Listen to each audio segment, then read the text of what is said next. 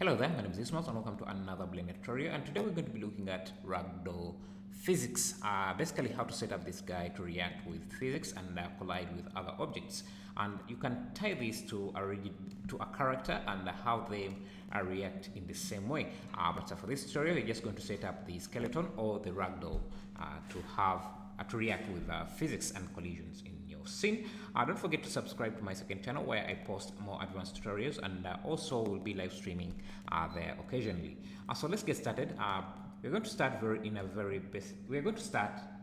in very simple steps by first of all creating the legs, and then move up to the torso, then hands, and then the head. So yeah, let's get started. I'll add a plane here that will act as our ground.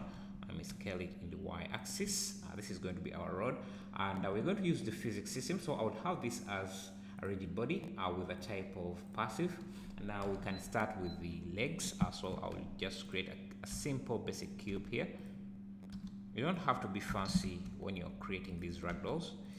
So something like this. So this is going to be our thigh. I will just and it's also going to be a rigid body, but a type of active. Now if we play back, you can see it just falls down. Apply scale rotation.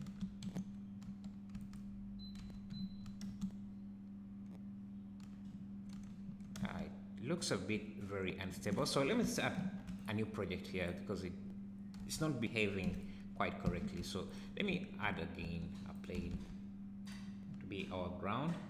Turn on random colors here. They're doing some house renovation, so if you're hearing some noise background, sorry about that. So we have this. Let's give it again a rigid body system, passive. Let's create our legs. So we're going to have this as our thigh. So rigid body, active, playback, great, works perfect. So this is going to be our thigh, and this is going to be our, I don't know, is it called a kneecap? Yeah, so have them like that. And if we play back, because they are all rigid bodies, they will just fall down like that. We want to have them connected to each other so that we have this, snap to cursor, rotate around there, and this rotate around there. So this is going to be our hinge. So just move your cursor around there and add an empty. This is going to connect this to this, and the way you do that is you select the empty, go to the physics tab and add a rigid body constraint. You can then select the first object to be connected to this second object. So if we play back, see they just fall like welded objects, and this is because the default type for the constraint is a fixed, and this just kind of welds the objects together. So if you want to have these act as a hinge, you change the type from fixed to hinge, and I can see should basically give you the same effect. Just need to first see why it not.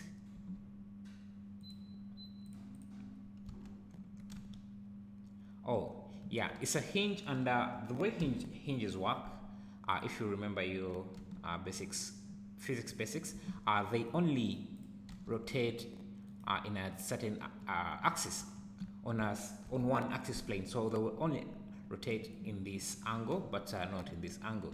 If you want it to rotate in different angles or directions, you would have to change it from a hinge to a point that will make it rotate in all angles. But this is going to be our knee hinge. I'm not sure if that's what it's called. So we want it to rotate only on the Y and Z, Z and X plane. So let's make sure it's a hinge. Also, just to make it easy to see the axis this hinge is rotated on, is being rotated to, we can go to the empty properties and change this display to arrows so that we can see this axis, so that we can see the axis of rotation for this hinge. And so let's see, if you rotate this in try rotating it to different angles. So I'm rotating this to be the Z to be facing this side, because I think my hinge right now is on the. Let me just rotate this on the x-axis and see if it would. Let's see if I can do this. So just rotate the axis, the empty, a few times and see where the hinge is. You can see where our hinge is. So it's being locked on this axis because I rotated the y-axis. I don't know if I'm explaining this correctly, clearly, but basically it's going to work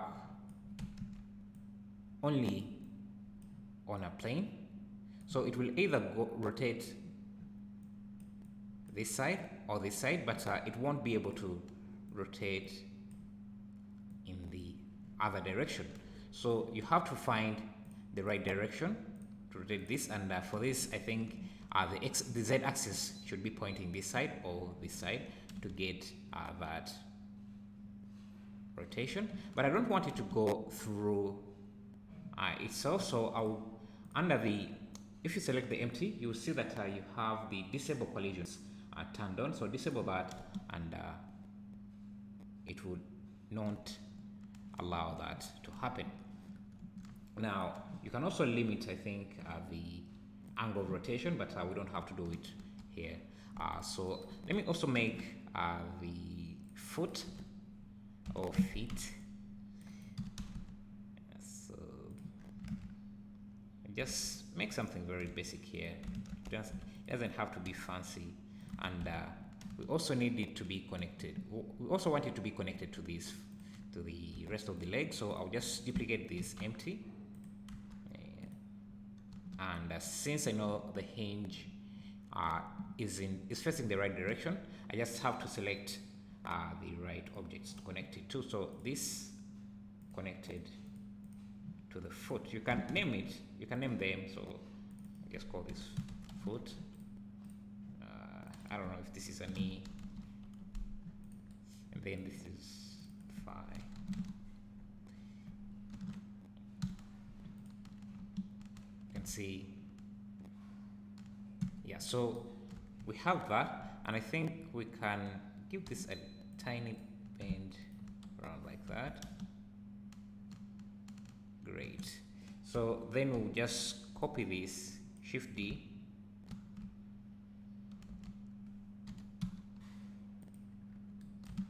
and can just snapping the cursor to there, and I have the cursor set to the pivot point set to 3D cursor. You can hit your full stop or period key on your keyboard to access this menu, so that you can easily rotate these by their pivot point. So just moving this on the y-axis. Okay, so we have our two legs. Now we just need to create the torso. So I'll just add a new cube like that. I'll bevel this.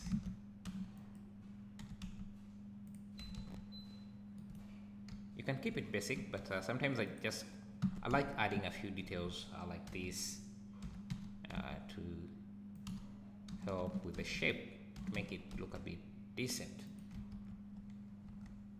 Great. Again, it has to be a rigid body, active.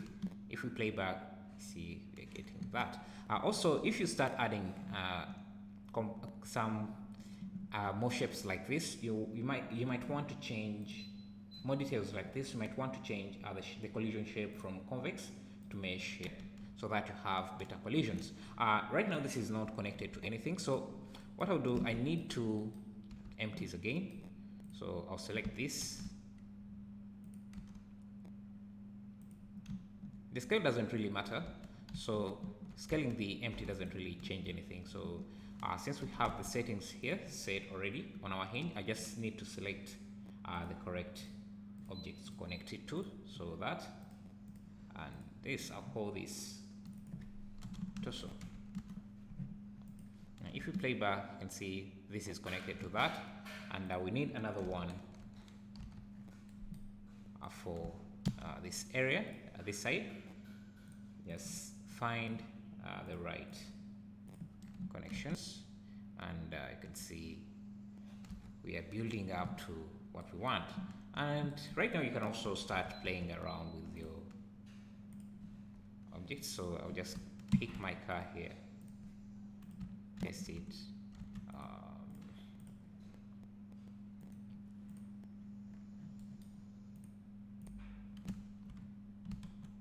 just copy this, paste it in here.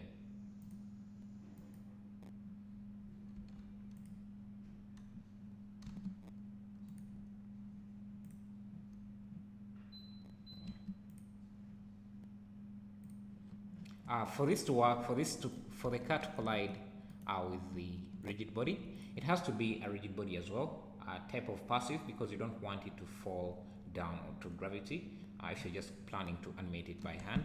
And then make sure you have animated checked on, and now we just give it a few keyframes and it should be able to collide with our object.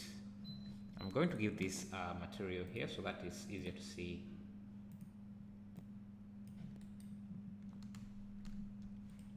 Also give the road a darker material so that it doesn't blend in with the character.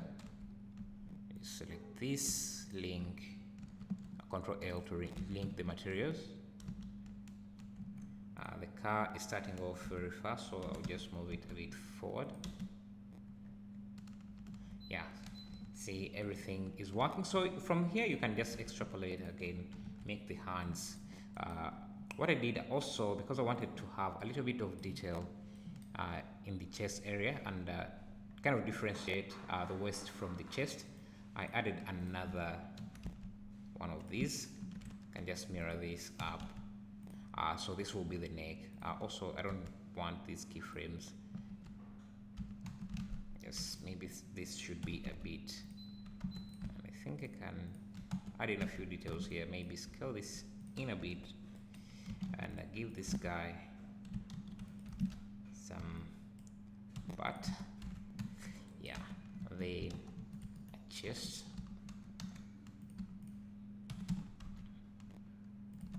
Okay, and then we can start working on the hands. I need to duplicate these for the waist. Again, select the connections, up, down, Okay, I think we need to clear this. How is it called? This catcher here, because since it's already calculated, it's what is. That's what is causing this to flip. So let me see if I can clear it by first deactivating rigid body and then reactivating again. Okay, what's going on here? Apply scale and rotation. Okay, yeah. And let's make sure that these are connected. Yeah, so great. We just need to give this guy some hands. I'll just borrow these legs for a second.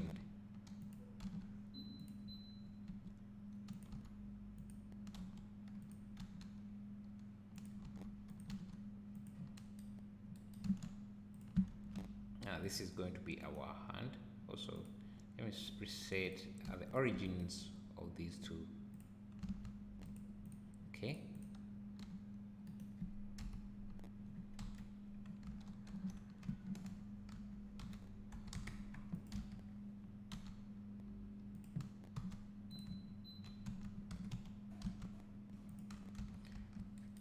Make sure the connections are correct.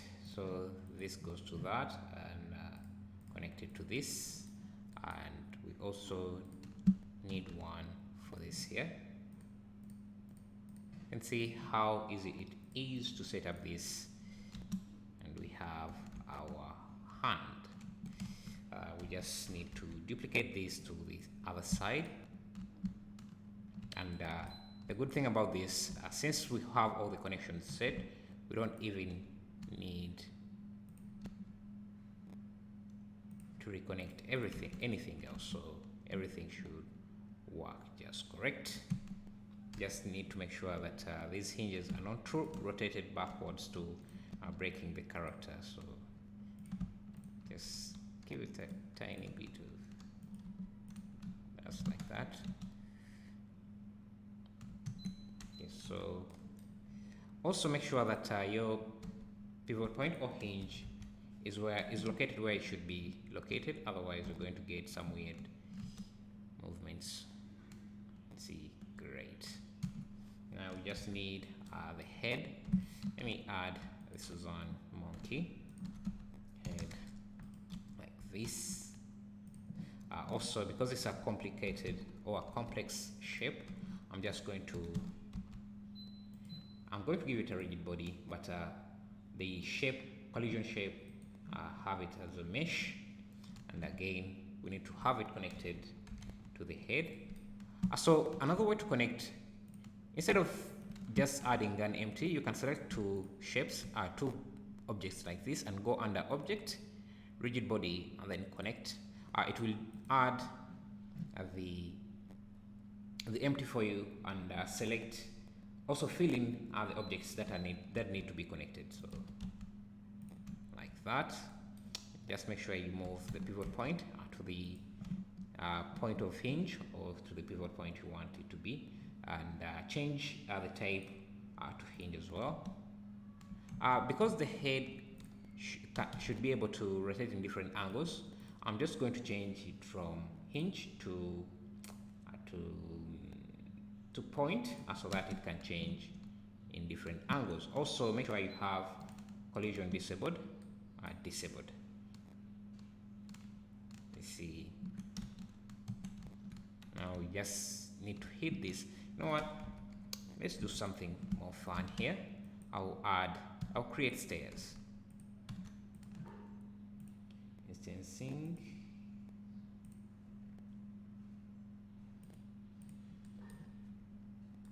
Okay, so let's add an array. Make some stairs here, or steps that make them repeat. And let's see how this guy handles our stairs. Maybe add in maybe the shadow here.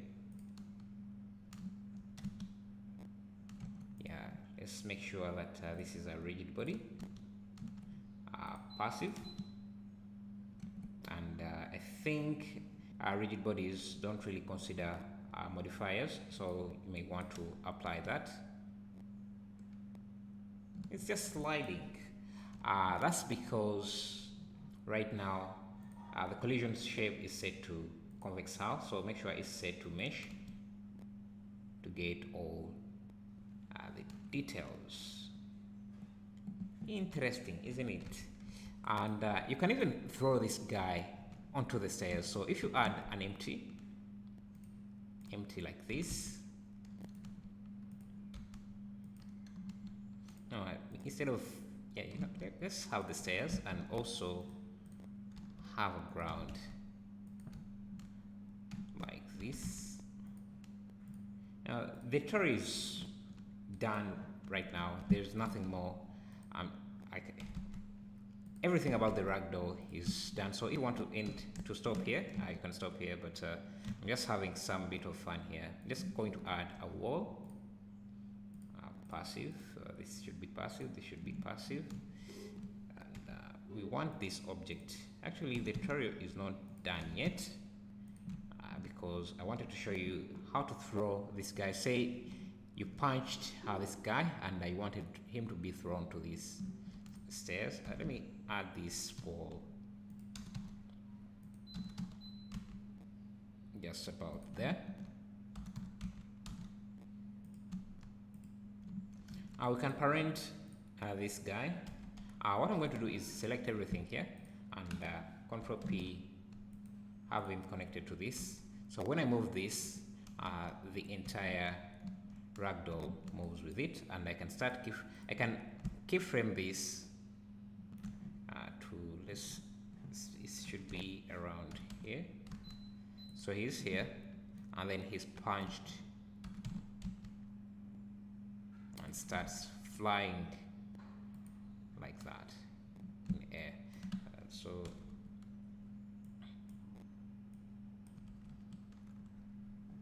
let's zoom in a bit here. If we play back, you can see that the parent moves, but the rigid body or the ragdoll doesn't really move. This is because the rigid body doesn't really ignores the timeline. The rigid body system ignores the timeline if you don't have this animated checkbox marked. And also make sure you don't parent these connections or hinges to the object, because you start running into these issues here. So let's select them, Shift G type, so that we can select all the empties, and then Alt P to clear the parent, but make sure you keep the transformation. I see. Great. So to have this guy thrown in, we are going to animate the animate input here. So this property here, let's have it animated. So at around here, let's mark a keyframe, have it animated, and at frame 5 uncheck that,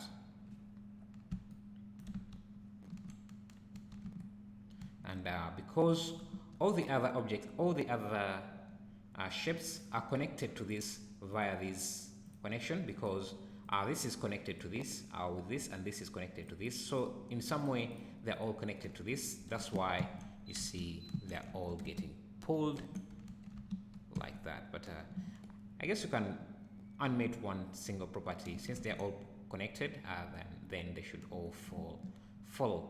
But if you want, you can select everything and give them the same animation property, but I think that's not necessary, since this also does the job and maybe even looks even cooler. So this is too fast, so I'm going to scale this a bit to slow it down. Maybe that is too slow, better. Great. Let me also add some vertical acceleration, so I'll just push this just a bit up like that. Okay, that's too fast. Let's see.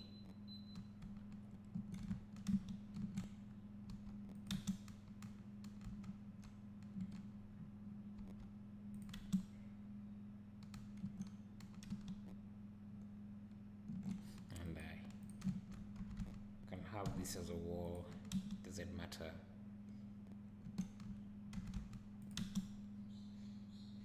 Yeah, I think that is great. Yeah, thank you for watching. I'll see you in the next video. Maybe the next part, or like a part 3 of this, we can have this guy thrown into the wall, and this wall shatters or breaks. I don't know, maybe I can do that in the next part. Thanks for watching.